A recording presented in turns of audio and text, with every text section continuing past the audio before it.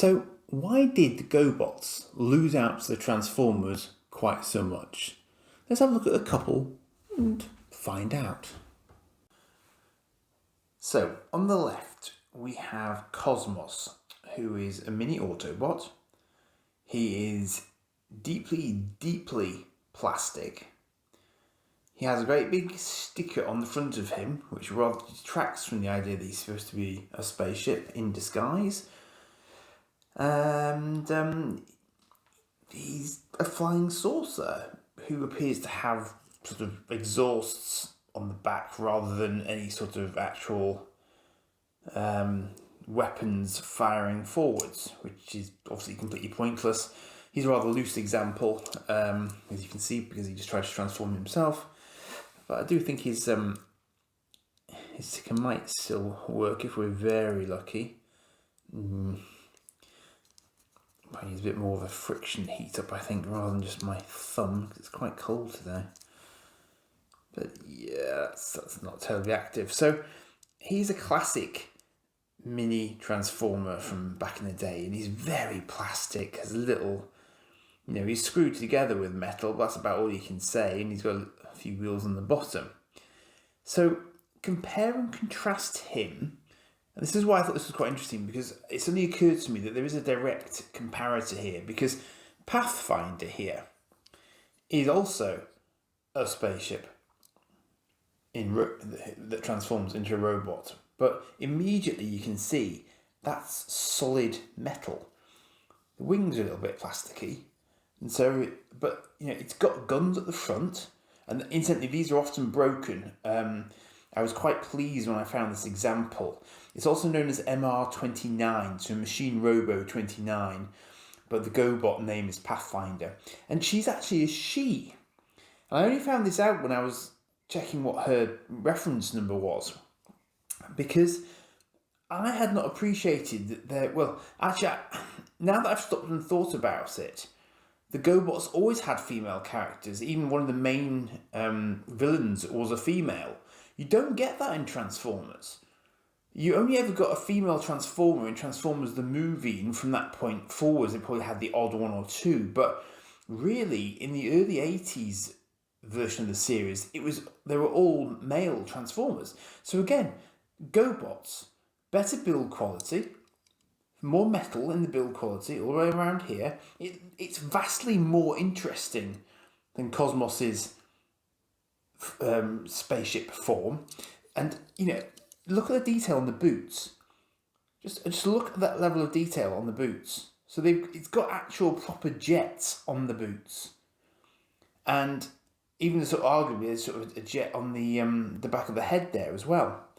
But that is just so much more convincing, and I've actually been looking for this one for quite a while, because I remember really appreciating the sheer complexity of it in terms of its the care that's gone into the design detail there is just off the charts compared to this, which is just kind of, it's a bit meh.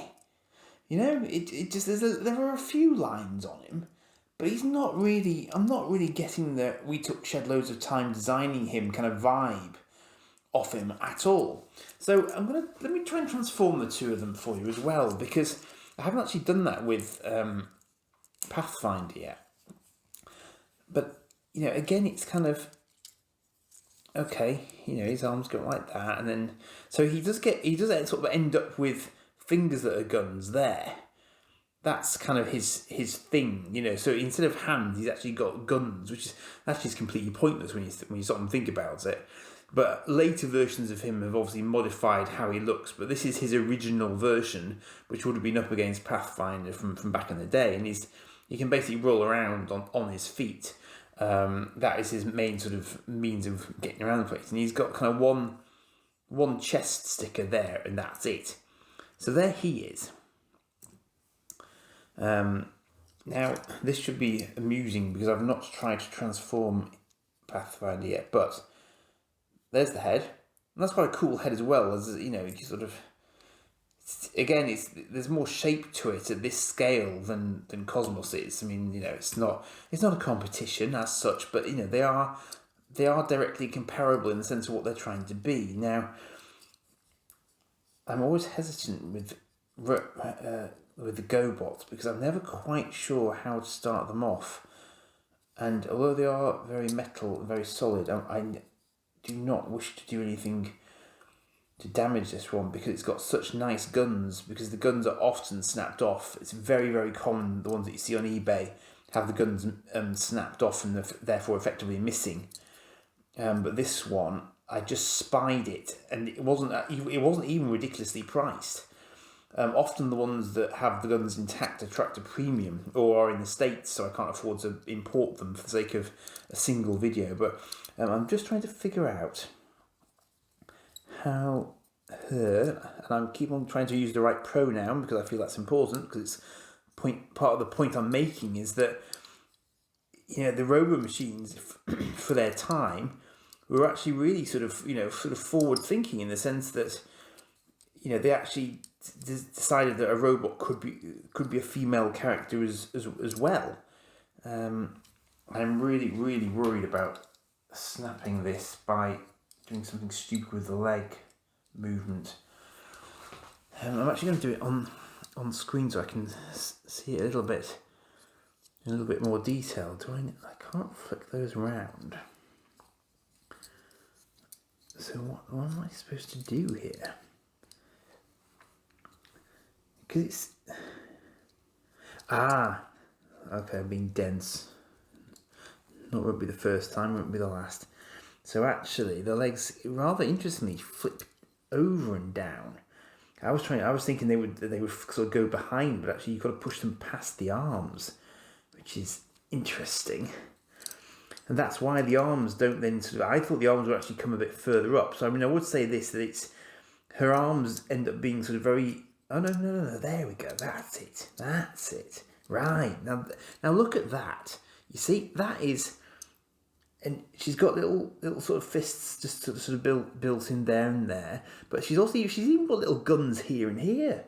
I mean, just look at the level of detail on that. That's so awesome. She's got little firing guns right next to her hands from her wings.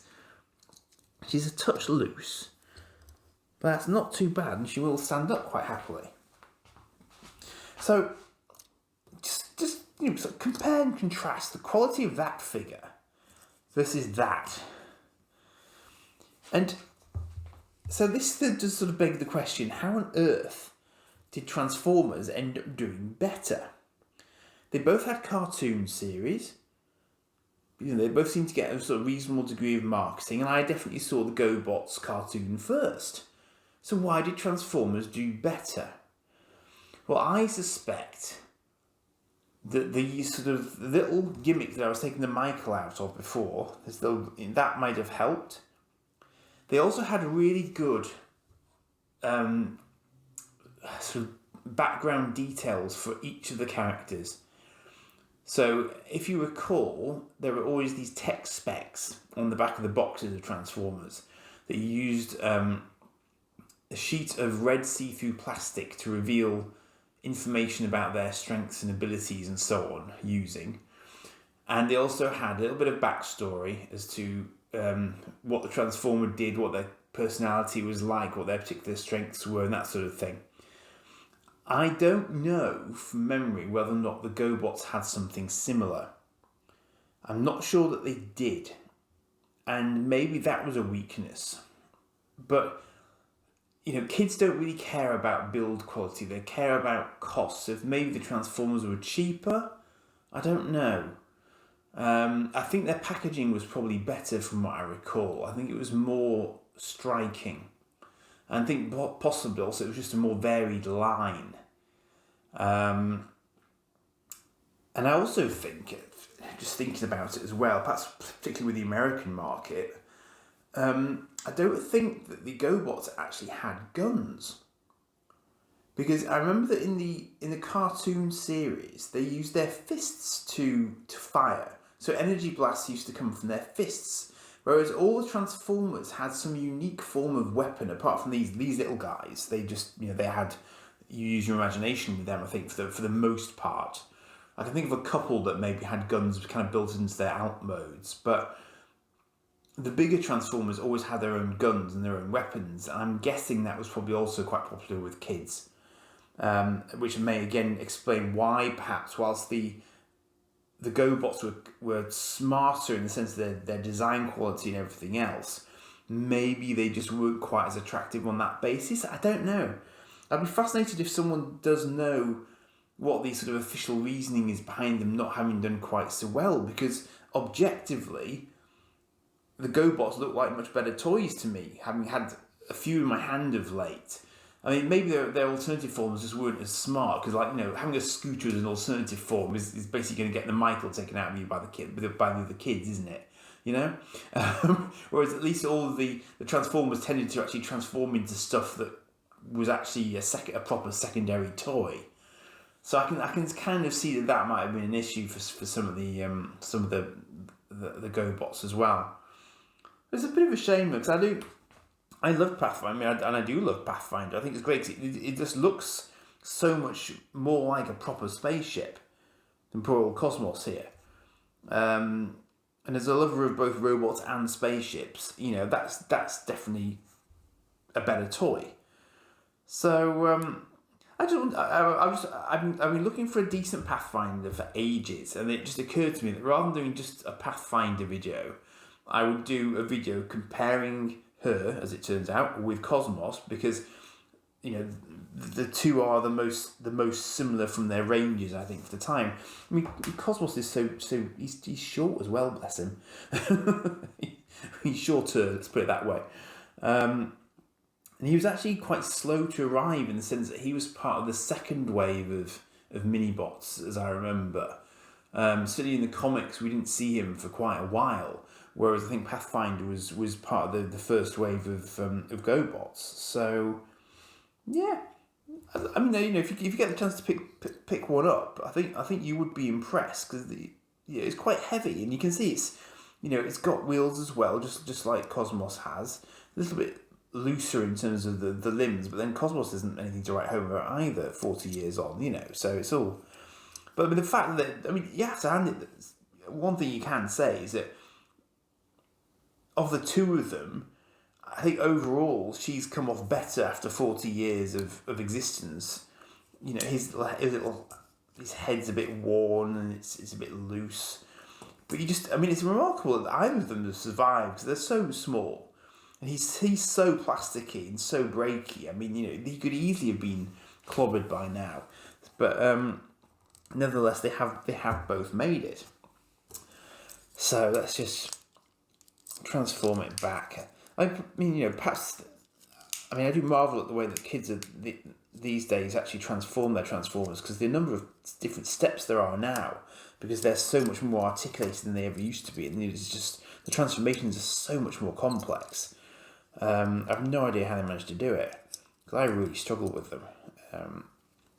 So that's really. So I mean, you know, I didn't even know how to transform this when I picked this up, but it is very clever. I'm sure there must be one, but I can't think of a Transformer that does that, where the legs actually come out from the hips in a sort of horizontal plane, or vertical plane, I suppose, depending on which way you look at it. But it's just so clever. I still love that detailing on the back. That is so clever. It really, really is.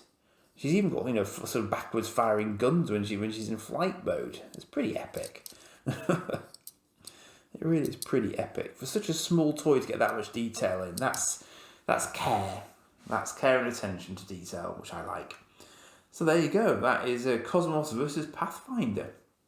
Thanks, and do like and subscribe. Cheers for now.